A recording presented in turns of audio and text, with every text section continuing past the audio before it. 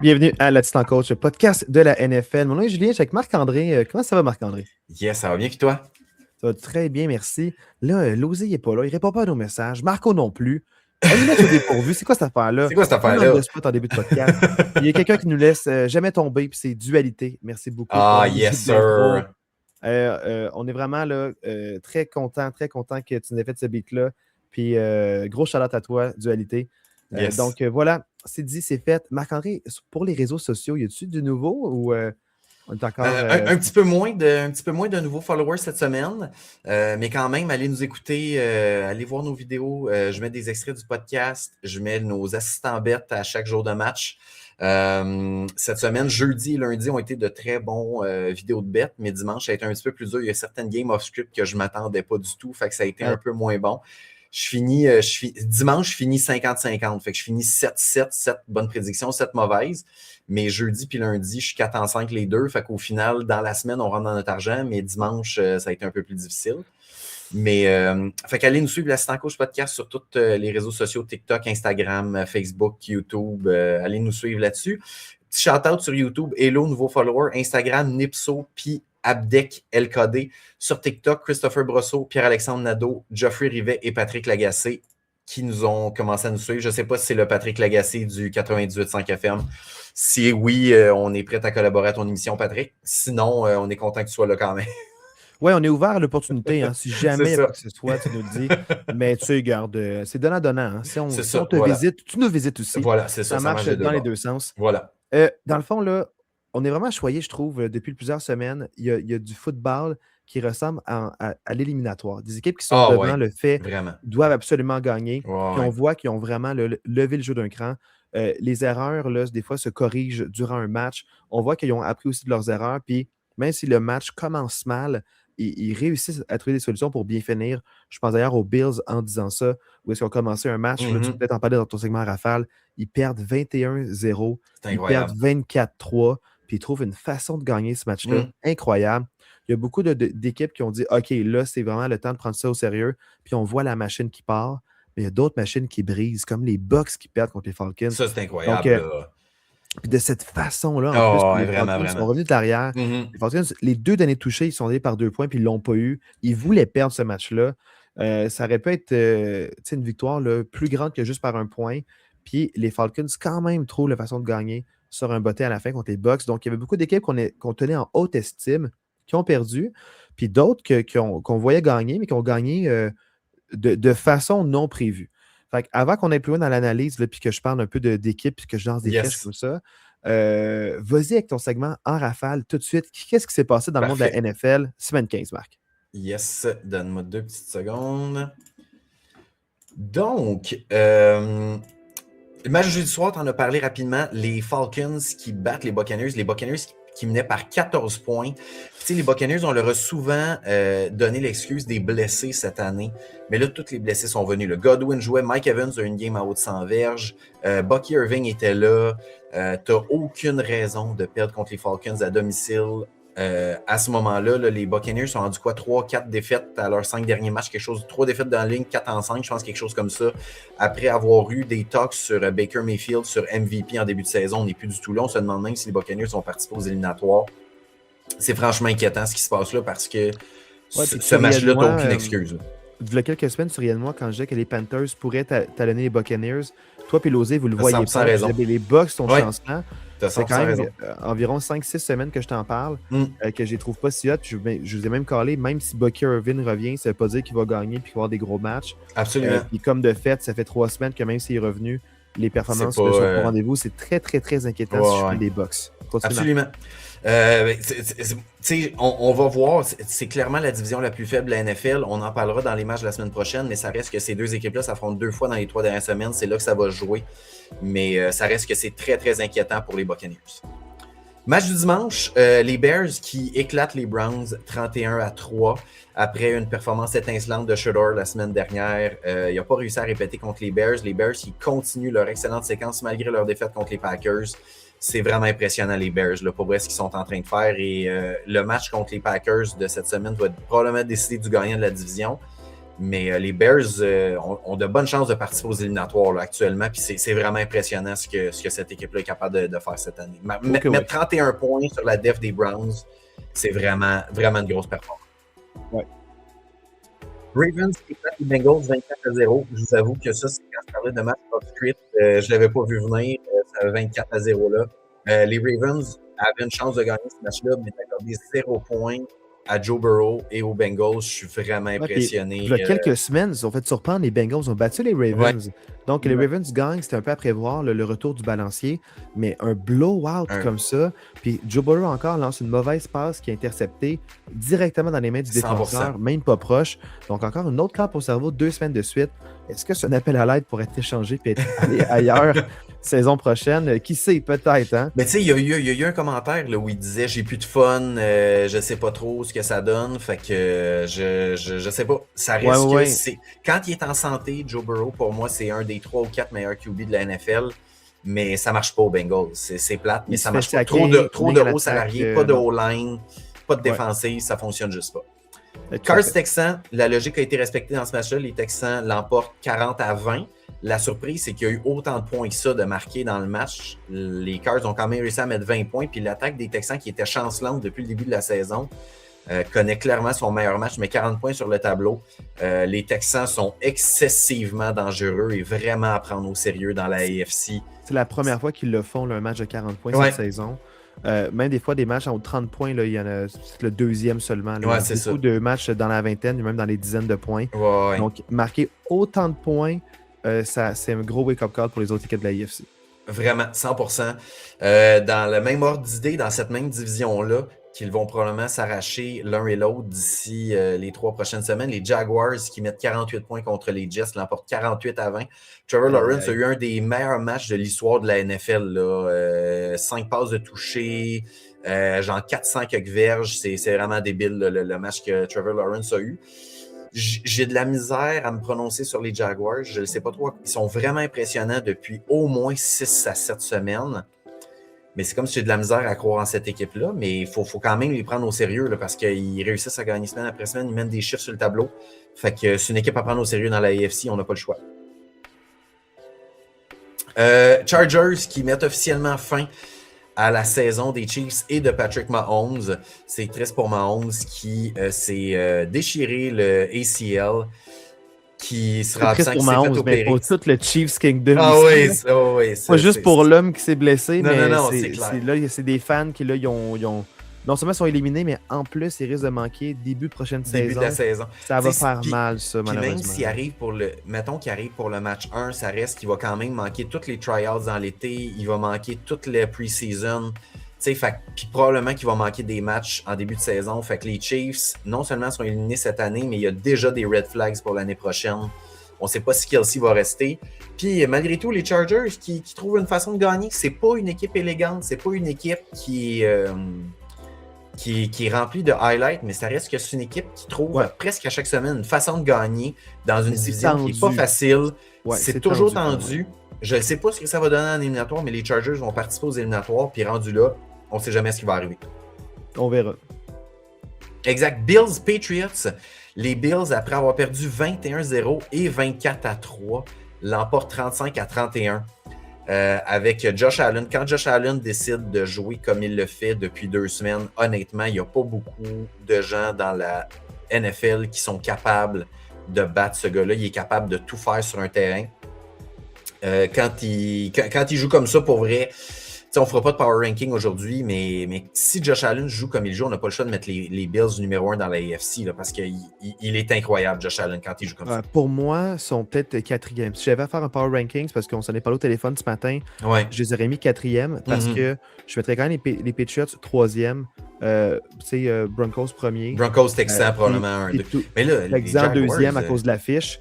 Mais pour moi, les Bills, c'est un gros plus parce que ça fait 2 matchs de suite, mais c'est que oui, c'est impressionnant de revenir de l'arrière, mais commence donc en force, piétine donc l'adversaire. C'est ça. Pourquoi c'est des remontées qui auraient pu mal finir? Parce que 100%. malgré le fait qu'il joue bien, des fois, le revenir de 21-0, ça peut être plus difficile en éliminatoire quand c'est stressant. Contre les Broncos ou contre les Texans, tu ne remonteras pas de 21 points contre la def des Broncos et la def des Texans. Non, ça reste inquiétant pour moi pour les Bills. Oui, je suis d'accord. Inspirant pour les Bills, gagne. Mais il y a des red flags. Et bien sûr, rivaux de division, mais des red flags contre les Broncos puis contre les Texans, contre 2 bonnes défensives comme ça. Patriots, c'est une bonne défensive, mais c'est pas élite comme celle des Texans puis des Broncos. 100%.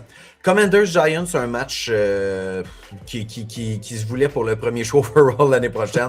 Les Commanders l'abordent 29-21. Les Giants qui veulent perdre depuis plusieurs semaines. Les Commanders ont décidé de bencher Jaden Daniels pour le restant de l'année.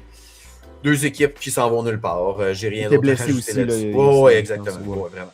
Les Eagles l'emportent facilement 31-0, se remettent tranquillement sur la track et confirment pratiquement leur titre de division. C'était un peu up in the air là, dernièrement, vu que les Cowboys jouent un peu mieux et que les Eagles jouent un petit peu moins bien. Mais avec cette victoire-là convaincante, les Eagles seront des éliminatoires. Je ne sais pas ce qu'ils vont faire rendus là, mais seront des éliminatoires. Et les Raiders ont de sérieuses questions à se poser. Ouais, parce ça que reste les Raiders. Ça s'en va. me rassure pas. Nulle part. Non, je ne suis pas rassuré pour les Eagles, mais ça reste que ça leur confirme le titre de division. C'est pas mathématiquement fait, mais dans ça enlève la pression. Exactement. Packers-Broncos, un excellent match de football. Quel beau match. Les Broncos, l'attaque a été vraiment performante des Broncos. Bravo à eux. Ils ont dominé la ligne de mêlée. Ils n'ont pas permis à Jordan Love d'orchestrer une remontée. Leur ligne défensive a été vraiment bonne. Fait que chapeau Broncos qui l'emporte 34-26. La semaine passée dans le podcast, je disais que j'attendais au match de cette semaine pour voir où je les situais clairement, exactement les Broncos. Mais clairement, les Broncos vont finir premiers de la conférence. Ça va passer par Denver, vont avoir le bye week. Honnêtement, ils vont être durs à battre, les Broncos, dans la AFC. Ça regarde vraiment bien pour eux. Puis, les Broncos ont joué un match inspirant au sol, par la passe et en défensive. Oui, les Packers ont tenu leur bout. C'est pas inquiétant pour les Packers de perdre par 8 points. Ils ont quand même resté dans le match, mais étaient toujours un pas en arrière par rapport aux Broncos. Bo Nix, 4 passes de toucher, a été vraiment inspirant. A tellement bien couru pour s'échapper de la pression. Vraiment. Ça a été vraiment inspirant pour les Broncos parce que ça faisait longtemps que l'attaque n'avait pas dominé autant. Ils gagnaient grâce à la défensive. Puis pour les Broncos, tant mieux. Là, si tu piques en décembre, c'est le moment. Là, avant les éliminatoires, tu arrives en confiance. Puis watch out, parce qu'on pensait que ça allait être un match facile, là, deuxième tour, même s'il y avait le bail pour la AFC. Mais non, ça va être à surveiller. Puis tu sais, les Packers, non, c'est pas une défaite qui est nécessairement inquiétante parce que tu as été dans le match contre une des meilleures équipes de la NFL tout le long. Ce qui est inquiétant, c'est que tu perds Micah Parsons, Christian Watson et ton garde à droite, les 3 qui sont blessés. Parsons, c'est sûr qu'il est out pour le reste de l'année. Les 2 autres, on n'a pas encore de confirmation là, à long terme. Mais c'est plus ces 3 blessures-là qui font mal pour les Packers que la défaite, parce que les Packers, qui pouvaient peut-être être un contender pour se rendre au Super Bowl dans la NFC, je les vois plus tant là, battre les Rams, je les vois plus tant battre les 49ers, peut-être même pas les Seahawks, puis même les Bears, là, je sais même pas. Non, mais c'est ça. Même les Bears, je sais même pas s'ils vont être capables de battre les Bears, les Packers, sans ces 3 joueurs-là. Fait que voilà, c'est plus ça qui est inquiétant pour eux. Mais des fois, je te le dis, moi, je suis fan des joueurs qu'on ne connaît pas encore. Tu sais, quelqu'un qui est sur le practice squad, qui a faim, qui est en santé, qui a les jambes fraîches, puis il veut prouver qu'il y a une place comme starter, ça peut faire mal. Il y a toujours des belles découvertes. Fait que je sais qu'ils perdent des joueurs établis, des bons piliers, mais il faut laisser la chance aux recrues qui attendent ce moment-là avec grande conviction. Puis des fois, ça marche. Là, fait qu'il faut... C'est remplaçable un joueur, mais est-ce qu'ils vont être capables de le remplacer? Puis par qui? On verra. Voilà. Parlant de cette conférence-là, Lyon-Rams, les Lions qui ont connu une excellente première mi-temps, mais tout s'écroule. Je pense que Dan Campbell s'est fait servir une leçon de coaching par Sean McVay. Sean McVay, il est incroyable. On s'entend qu'il y a les chevaux, là, mais les Lions aussi ont les chevaux. Puis les Rams ont gagné 41-34. Et les Rams, avec cette victoire-là, conservent encore leur premier rang dans la NFC, s'assurent d'une participation aux éliminatoires. Et les Lions, ça va prendre là, un alignement des étoiles là, pour que les Lions participent aux éliminatoires, parce que là, ça commence à être compliqué. Malgré leur bonne fiche, ça commence à être compliqué pour que les Lions participent aux éliminatoires. Là, faut que tu parles de la jeune sensation, là, la jeune recrue, le corps des Saints, là. Fait 3 victoires de suite pour les Saints. 3 victoires de suite, ça leur enlève probablement leur premier choix overall, c'est n'importe quoi. God. Puis, tu sais, on l'a dit, cette division-là, c'est la plus faible de la NFL. Les Saints s'en vont battre les Buccaneers la semaine passée, battre les Panthers cette semaine. Les deux équipes qui sont supposées se battre pour le titre de la division. C'est n'importe quoi, cette division-là. Les Saints qui étaient bons derniers. Ouais. Puis là, maintenant, dépassent les Giants. Ouais. Les Giants vont s'assurer du premier choix, j'imagine. Ben, il y a les Raiders aussi à 2 victoires. Là. Ça va jouer entre les Raiders et les Giants. Mais c'est à n'y rien comprendre, là, cette division-là. C'est qui perd, gagne. C'est un peu ça. Là. Mais c'est un peu n'importe quoi. Les Panthers, même chose. Des gros highlights, des grosses déceptions. C'est vraiment une équipe en montagne russe. Ouais. Je sais pas à quoi m'attendre de cette division-là. À chaque semaine, ça peut aller d'un bord ou de l'autre. Fait que c'est vraiment. C'est ça. Je suis comme un peu sans mots parce que. Puis pour les Saints, c'est inspirant, dans le fond, tu sais, quand même, dans une tu mets quand même des. Mettre des victoires puis être compétitif, c'est vraiment inspirant pour eux pour dire ben on a un projet. Peut-être que l'an prochain, il faudrait pas nous surprendre si les Saints commencent bien l'année prochaine. Je suis d'accord. Ils peaufinent un peu leur alignement. On était très critiques, en fait, l'osé beaucoup très critique sur les Saints qui diraient qu'ils ne joueraient même pas dans CFL. Mais les Saints sont quand même discrets, puis c'est à leur avantage. Ils n'ont pas trop de pression médiatique, puis ils prennent le temps de se développer.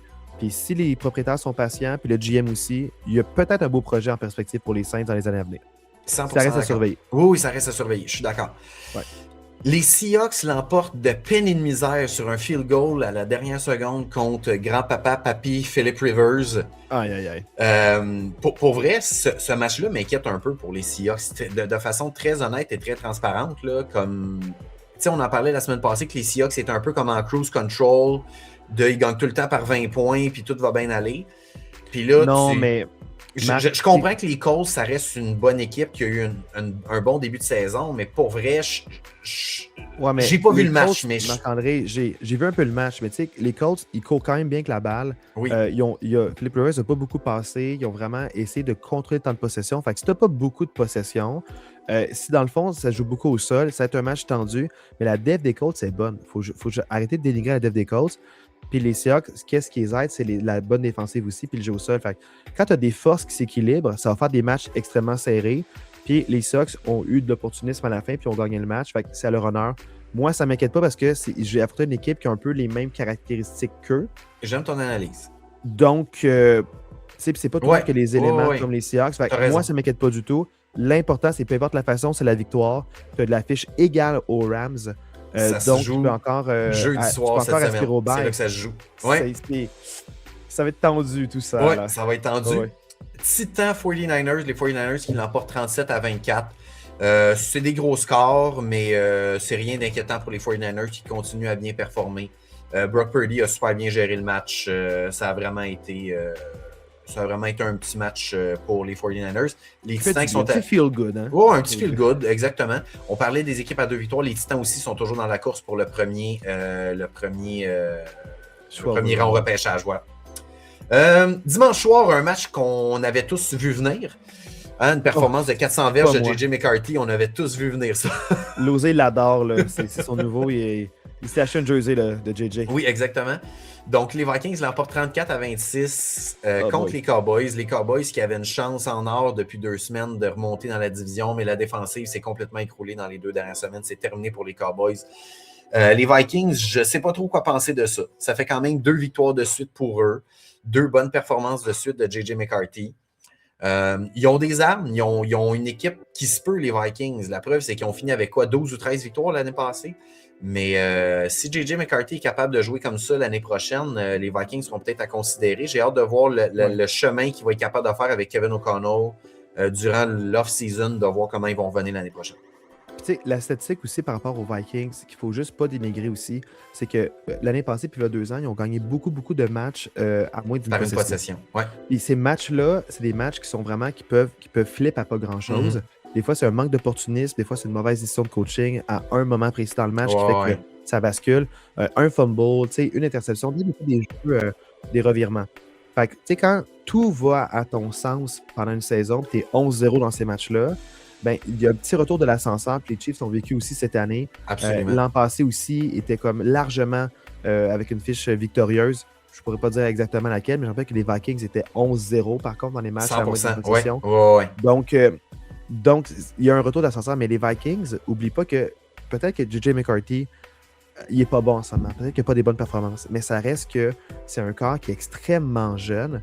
Et je parle de patience. Jordan Love, première année, toi, Marc-André, tu étais comme, oh boy, ça va être difficile. Mais rendu à sa troisième puis quatrième année, même s'il était backup, il y a eu des reps, il s'est préparé, il comprend plus la NFL. Il faut laisser une chance au kid. Je suis pas prêt à sacrifier Boss première saison. Il est pas bon, mais il est jeune. Puis il n'y a pas beaucoup joué au college aussi à cause de la COVID. Fait que je suis comme, tu sais, soyons pas trop tough sur le kid. À date, il montre des beaux flashs. Fait que c'est juste une question de constance, mais il n'y a personne de constant.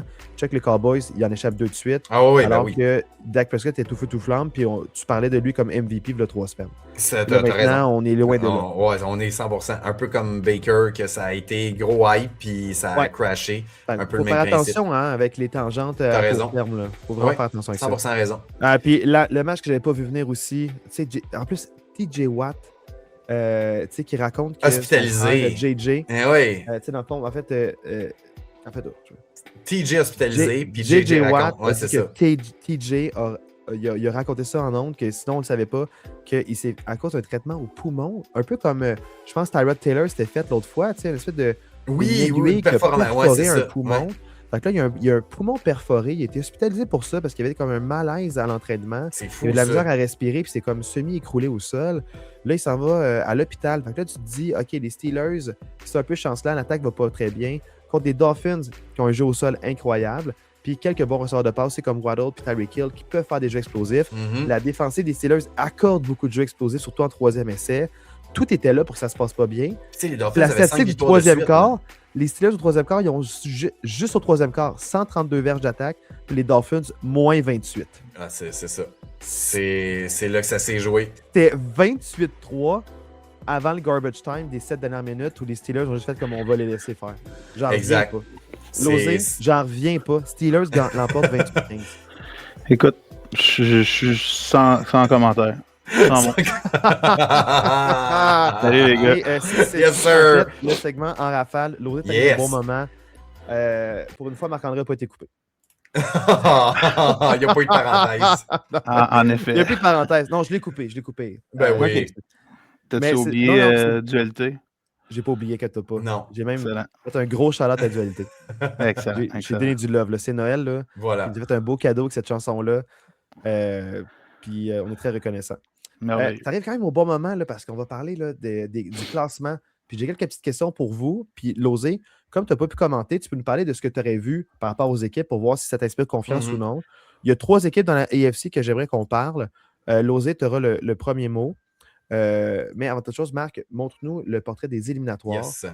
J'aimerais vraiment, dans le fond, commencer par t'entendre sur les Broncos qui ont battu les Packers.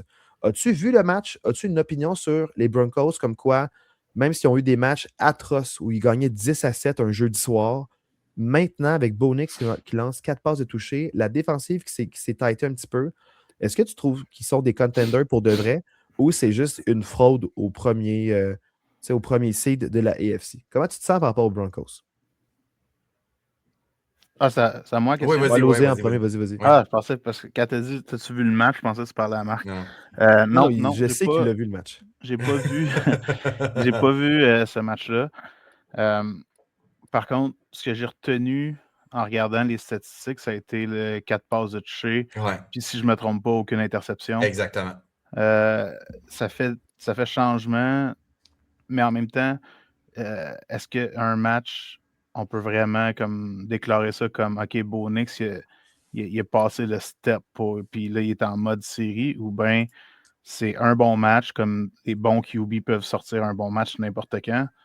Moi, je suis plus du genre à attendre de voir le match de cette semaine. Est-ce qu'il va être capable de répéter, pas faire d'erreur? Est-ce qu'il va être capable de remettre son attaque sur un beat, de scorer plusieurs séquences? Parce que contrairement aux autres games, de ce que j'ai pu comprendre, c'est que leur défense a moins fait la job. Green Bay ont réussi à scorer sur plusieurs séquences. Fait que c'est comme si les Broncos ont joué un match complètement à l'opposé de tous les autres matchs qu'ils ont joué cette année. La défensive a été moins bonne, l'attaque a été meilleure.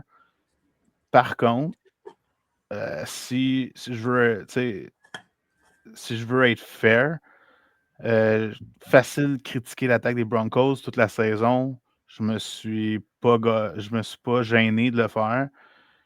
Mais quand que ta défensive a une moins bonne performance, mais que ton attaque sort sa meilleure performance, ben c'est des petites recettes pour être peut-être pas championne, mais en tout cas, te rendre loin. Ouais. c'est ça. Te Il rendre y a loin, quelque chose, vraiment. il y a quelque chose Ouais. là, tu sais.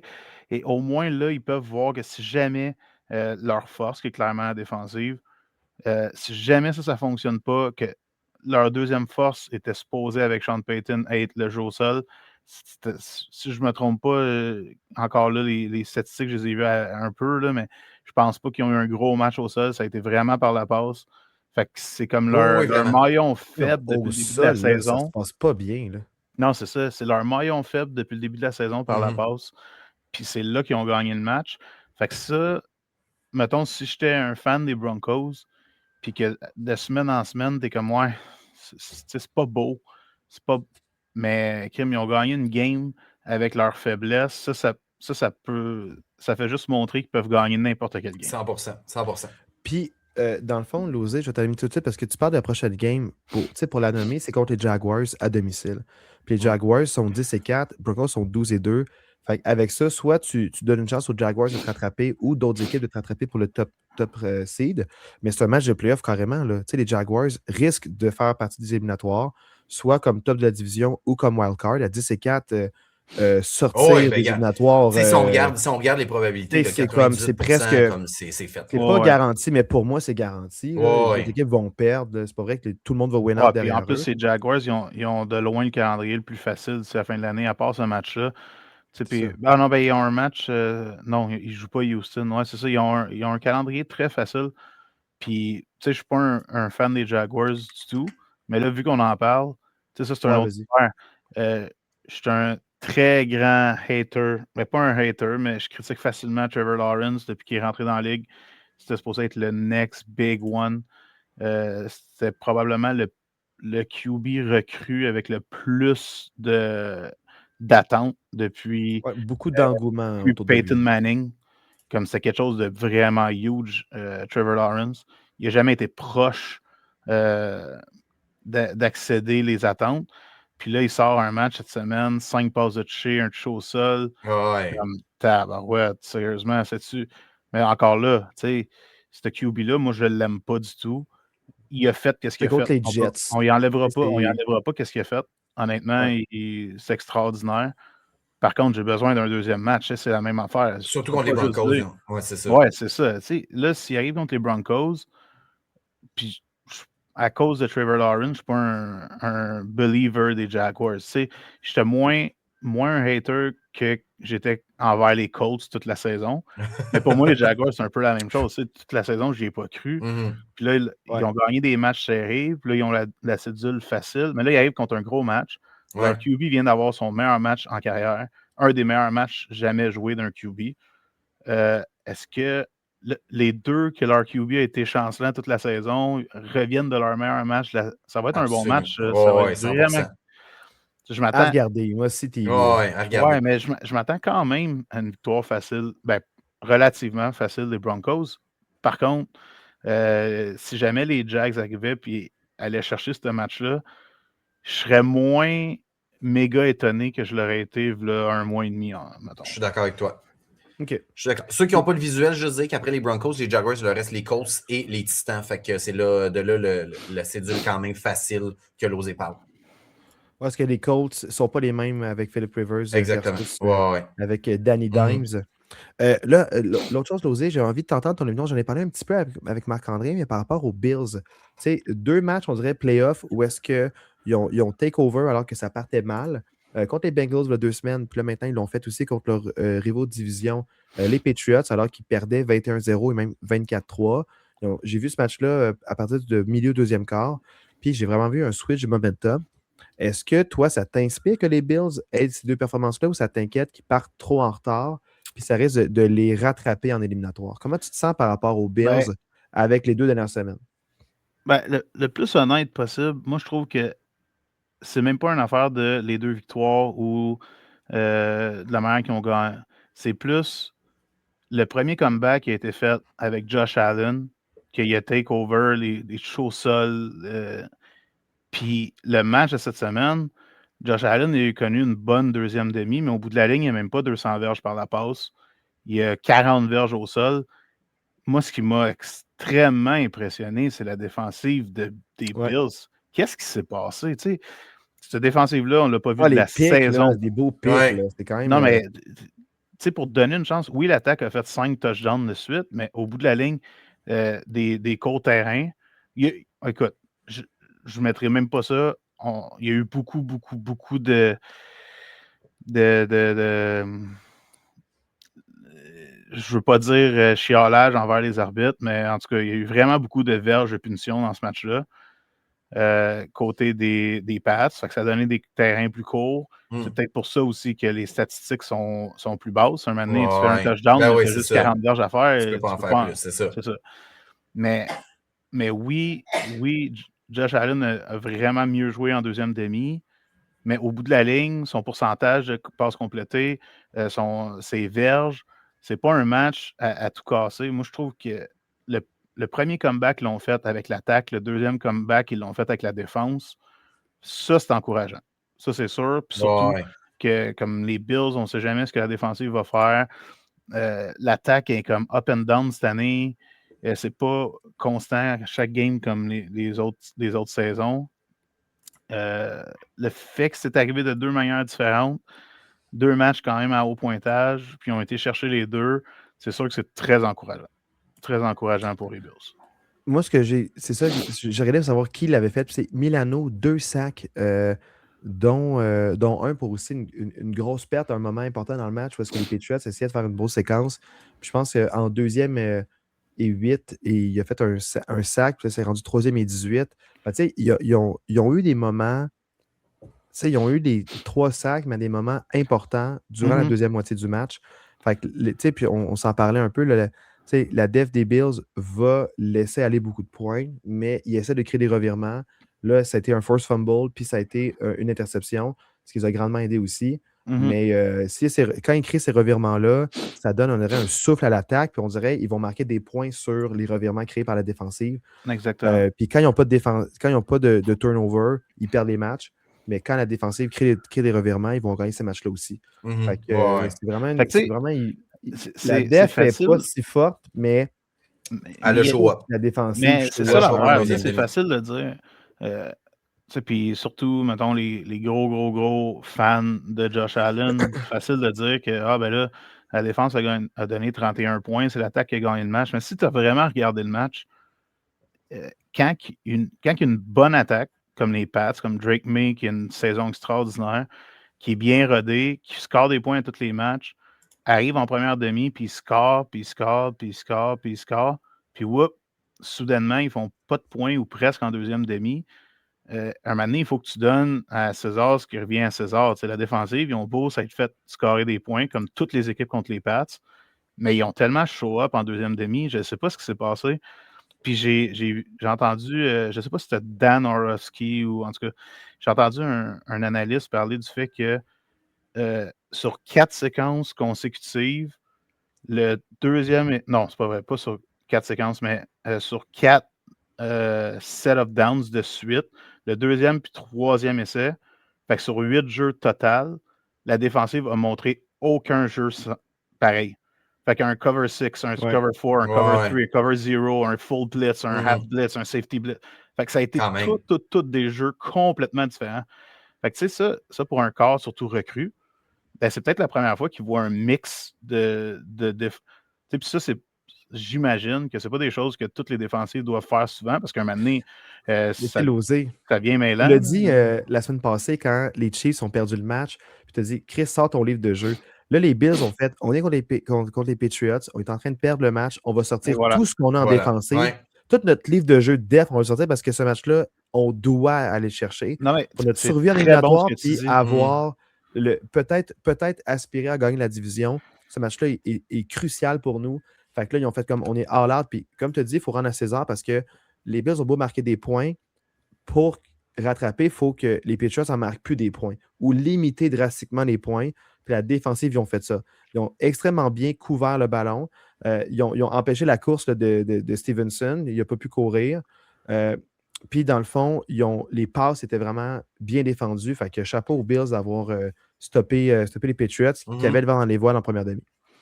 Mais en tout cas, je trouve ça très bon comme commentaire que tu viens de dire parce qu'on dirait que c'est exactement ça. C'est un must-win game. C'est comme, ça te sert à quoi de garder ça pour le Super Bowl, pour le AFC Conference, si tu te rends pas? Tu as besoin de ce match-là. C'est un match capital. Ouais.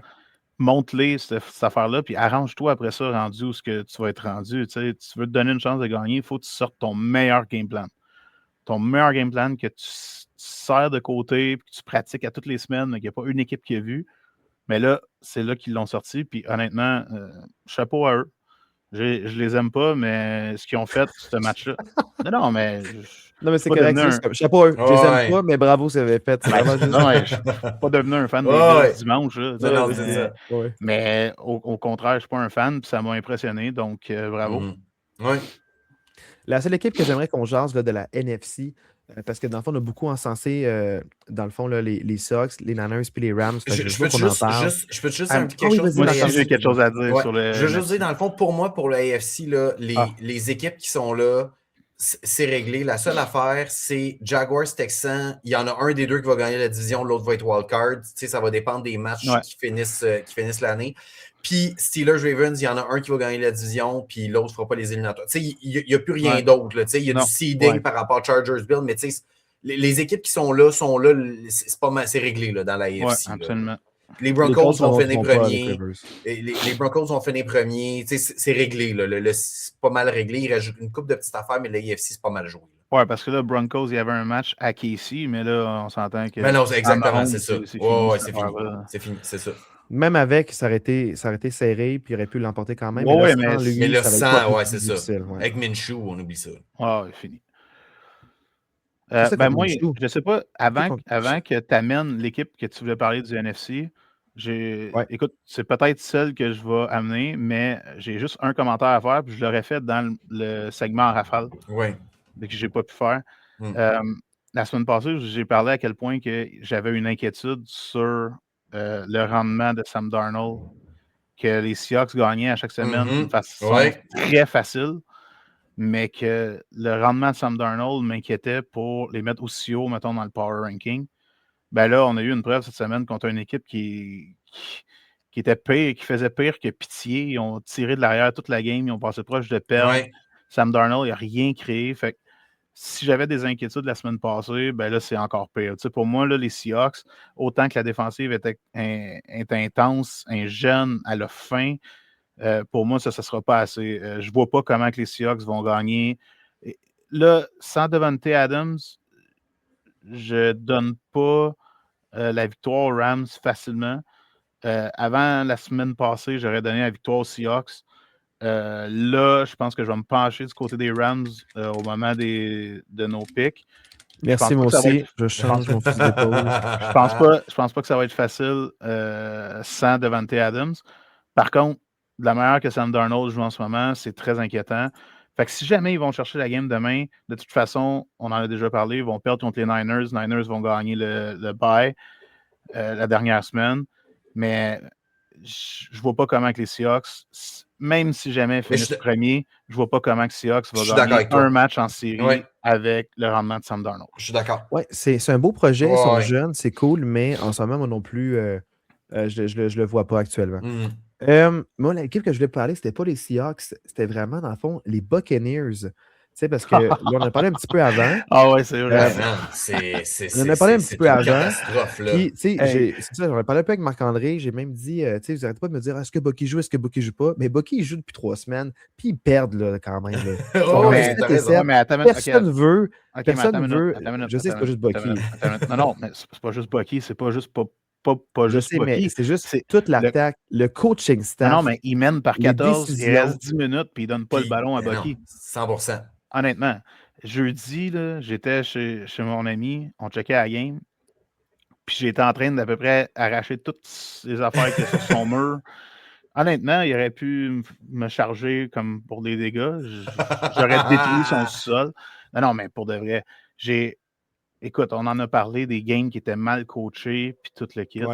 tu viens de perdre une game qui est inacceptable. Je pense que c'est contre Nouvelle-Orléans, il y a 2 semaines. Tu as encore le lead, tu es chez vous, tu mènes par 14, ton gars, tu lui as donné le ballon. Écoute, Bucky, il a commencé la game, premier jeu, course de 11 verges. Deuxième jeu, passe captée de 11 verges. Fait qu'après 2 jeux, il y avait 22 verges, 2 touches. Rendu au halftime, il y avait genre 10 touches. Essaye de concevoir quel genre de game plan que tu as de ne pas donner le ballon à ton meilleur gars. Puis en plus, là, il score. Il est où le jeu au sol? Ah, c'est ça. Baker, là, OK, à la limite. T'es une attaque qui est... Tu sais, dans le temps que Casey était hot avec Tyreek Hill, les running backs, il avait beau mener par 30, Mahomes, il lançait le ballon. C'était ça l'attaque. Ouais. OK, fait que si on revient au premier mois et demi de l'année où ce que Baker il était juste complètement fire, puis tu décides de lancer le ballon parce que ton kid il est en feu, puis OK, parfait. Mais là, depuis 1 mois et demi, Baker, il n'est pas bon. Là. Non, c'est ça. Il est vraiment pas bon. Il lance des mauvais pics, prend des mauvaises décisions. Puis là, tu mènes par 14 contre une équipe beaucoup plus faible que toi. Tu es à domicile. Ton gars, il est hot. Ton running back, il est hot. Puis tu donnes pas le ballon. Hey, sérieux. Ah là. non, ça n'a pas de bon sens. Mauvaise interception en fin de match aussi. Non, mais c'est vraiment pathétique. Là. C'est vraiment rendu pire que pire. Puis le pire, on dirait que c'est rendu du over. C'est même pas du overcoaching. C'est White, pire que ça. Je sais pas si White s'est blessé, mais j'ai écouté le match semi à moitié. C'est comme drop-out de temps en temps, mais j'ai écouté la fin. Rashid White, il y a une attempt pour 20 verges. Il n'y a pas de chaud ballon après ça le reste du temps. Fait que tu sais, tu parles de Bucky Irving qui finit avec 16 touches pour 60 verges. Tu as White qui a une seule course de 20 verges, pas touché au ballon du reste du match. On dirait, puis là, c'est comme le retour de Mike Evans, ils ont voulu le feeder, encore une fois, pour qu'il mette des stats. On dirait c'est comme si tu vas c'est d'autres 1000 verges encore, là. Mais ça, c'est une autre affaire. Hein? Ça, c'est bon que tu en parles parce que, tu sais, White, au bout de la ligne, c'est un running back plus de third down, puis plus comme. Il est plus là pour bloquer en 3e essai, puis ramasser des petites passes de vidange au dépanneur. Tu sais, ça, c'est plus son rôle. Puis Sean Tucker, que avant la blessure à Bucky, personne n'avait jamais entendu parler.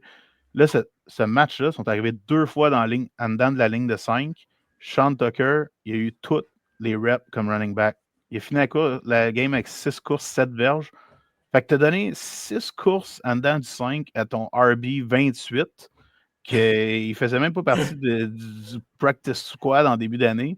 Puis tu n'as donné aucune rep à ton RB1 qui est comme un des 5 meilleurs dans la ligue. Essaye.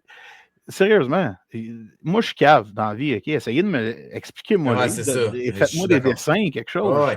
Puis le pire, c'est qu'après ça, Todd Bowles, il s'en va en entrevue, puis il pitch ses joueurs en dessous de l'autobus à la fin de la game en disant que c'est les joueurs qui n'ont pas respecté le game plan, puis que c'est de la faute des joueurs qui ont perdu.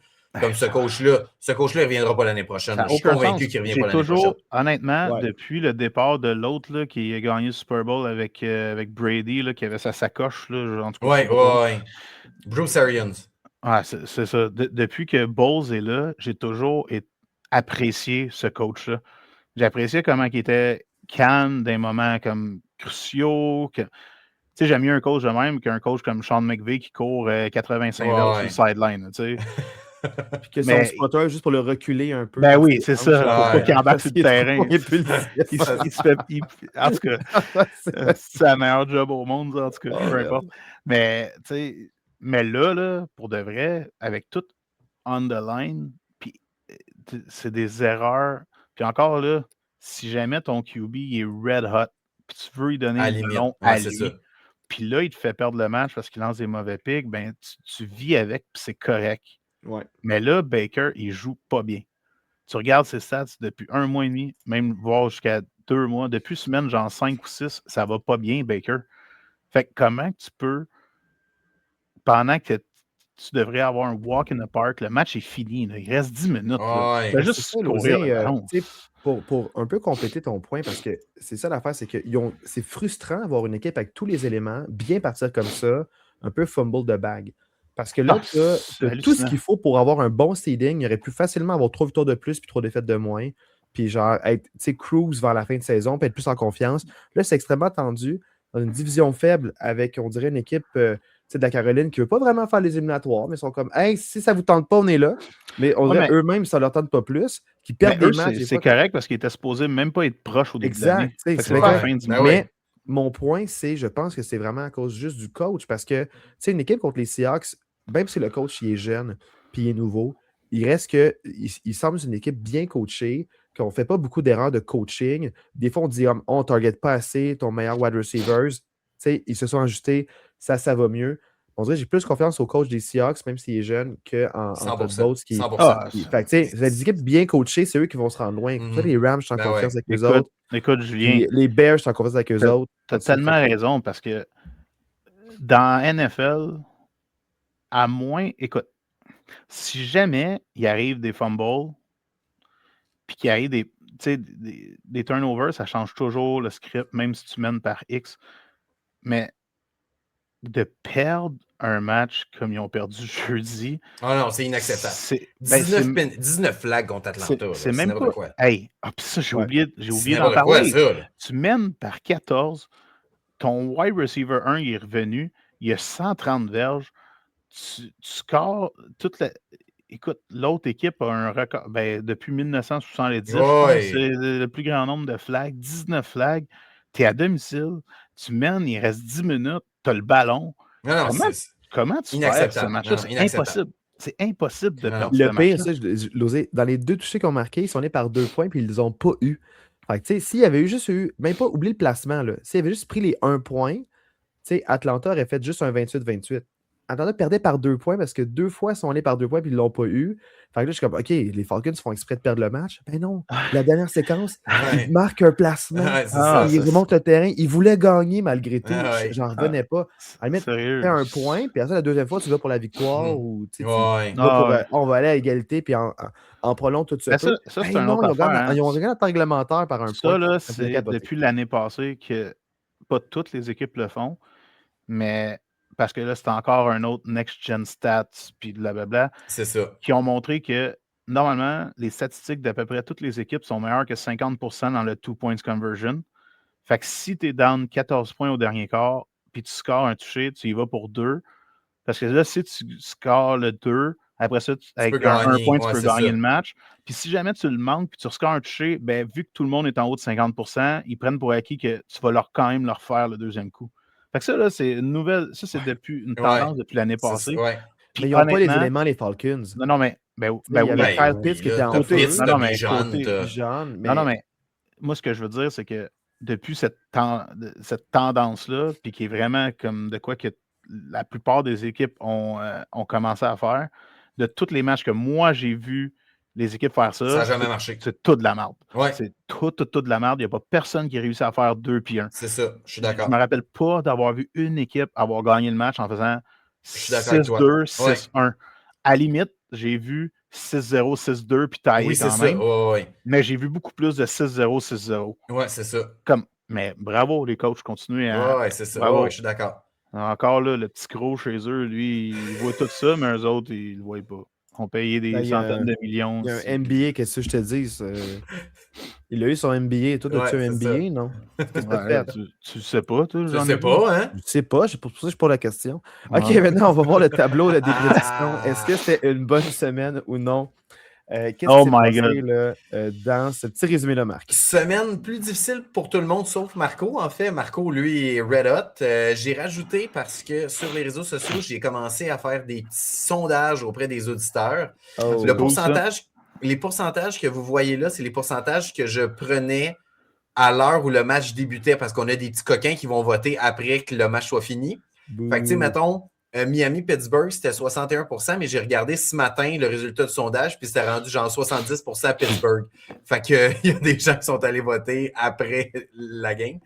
Mais fait que j'ai pris le pourcentage comme au début de la game. Hey, hindsight 2020, tu manques jamais. C'est ça. Bravo, man.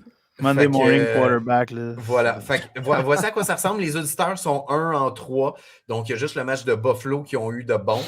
De notre côté, Marco 12-4, Julien 9-7, moi 8-8, Losé 7-9 et c'est Marco qui prend les devants, dépasse Losé avec son excellente semaine. Je voulais juste ajouter, j'ai un pool que c'est against the spread. À chaque semaine, il faut prendre toutes les games. Selon avec le spread, c'est ça. Quel bar, puis on met une conviction. J'ai commencé la semaine avec une mauvaise prédiction, 2 bonnes. Fait que j'étais 2-1, j'ai fini 2-14. Oh Seigneur! Très bon. Très bon. C'était 9. En plus, c'est juste victoire-défaite ici, là, encore plus facile. Ouais, j'étais mauvais. Tu vois que cette semaine. Mais dans le fond, c'est rattrapable, j'y crois. J'ai quelques matchs d'écart seulement. Oui, c'est jouable pour un peu tout le monde, là, encore. Là. En 3 semaines, c'est jouable. Puis l'affaire qui était fou, c'est que pour le lead, c'était est-ce que Miami ou Pittsburgh l'emportent dernière semaine? Parce que nous, on savait que vous étiez à égalité avant. Fait que le vainqueur, c'était Pittsburgh. Ou Miami allait trancher, qu'il allait prendre le lead. Puis Marco reprend le lead à ce moment-là. Avec Pittsburgh. Il restait 3 semaines pour déclarer un gagnant. Puis à un match d'écart. Marco n'est pas là, puis il n'a pas donné le choix, fait qu'il perd. Il perd ses 16 games la semaine prochaine, je pense. Il est 0-16. Facile. Il y a 24 heures, OK? Tu as 24 heures, Marco. Ben, on va se laisser pour le podcast. On fait un autre court épisode pour parler de la semaine prochaine, de nos prédictions.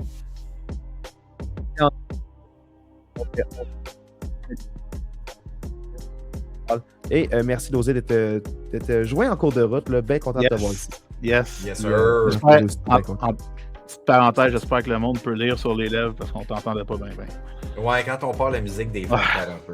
Quand on parle la musique, ben oui. C'est ça l'affaire. C'est correct. Marc-André va mettre des sous-titres. C'est ça. Voilà. J'ai plein d'heures pour faire du montage. Ah oui, du temps à peine.